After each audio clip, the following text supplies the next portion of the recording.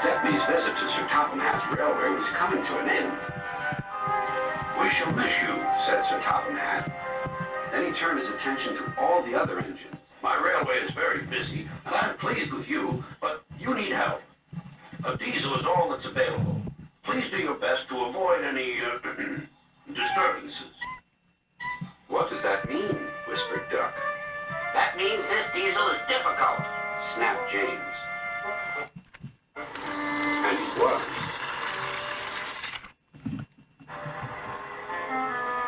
The diesel surveyed the shed. "Not bad. I've seen worse. At least you're all clean." The engines glared. "It's not your fault, but Sir Topham Hatt should scrap you and get engines like me. A fill of oil, a touch on the starter, and I'm off. No bother, no waiting. They have to fuss round you for hours before you're ready." The engines were furious. Next morning, they held an indignation meeting round the turntable. "Disgraceful. Disgusting. Despicable. To say such things to us," cried Donald and Douglas, "is to teach them a lesson we'd be wanting. Now how do we do it?" Good. Their chance came sooner than expected. The diesel was purring comfortably. An inspector watched a fitter making final adjustments. The wind tugged at the inspector's hat. The diesel was ready. "Look at me, Duck and Stepney. Now I'll show you something." He rolled proudly toward his coaches. Then it happened.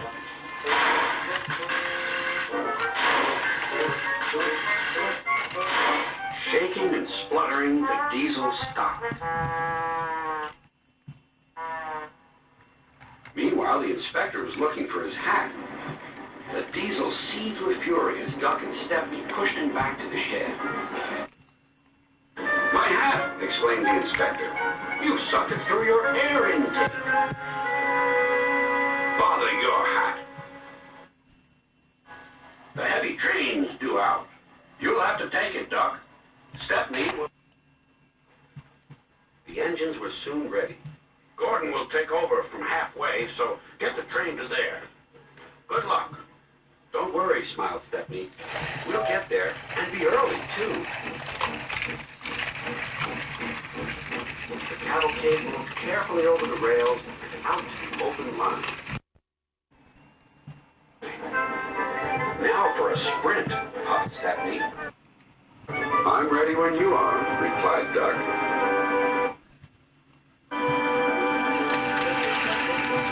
Soon they were whizzing through Edward Station.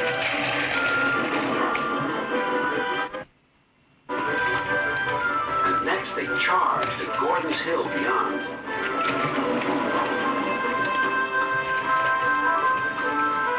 They felt the drag of the heavy coaches here. It was hard work.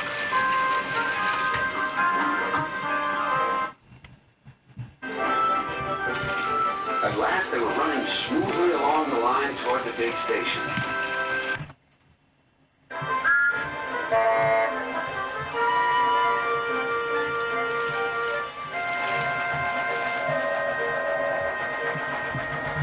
"Hello, you're early," said Gordon. "That's one in the headlamp for old Diesel. James says he's sick as boiler sludge and sulking in the shed. Serves him right for saying we're out of date." Gordon chortled away. Next day, everyone came to say goodbye to Stepney. "Come back and see us soon," whistled the engines. "And you are always welcome on my Bluebell Railway, too," replied Stepney. Then he puffed away. What about Diesel?